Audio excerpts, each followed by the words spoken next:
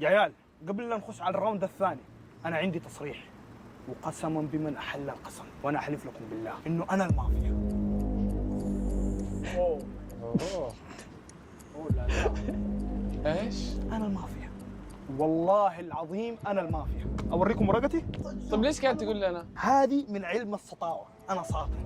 قلت لكم انه انا المافيا صح؟ اتحداكم تفوزوا. والله هذه سطاوه قويه مره. ايوه، لانه اذا الفزعه موجود احنا ما حنفوز، بس اذا الفزعه مشى احنا حنفوز. فاعتقد والله اعلم انه الفزعه راح، اعتقد والله اعلم، ولذلك بنسطى اقوى سطوه في التاريخ. الراوند هذا كلكم حتكونوا فاتحين عيونكم وانا حقتل قدامكم. اذا الفزعه موجود انا خسرت، اذا الفزعه مو موجود انا فزت الحمد لله.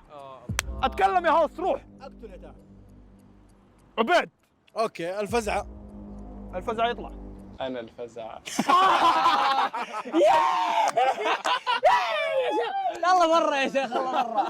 انت الاثنين. يلا برا.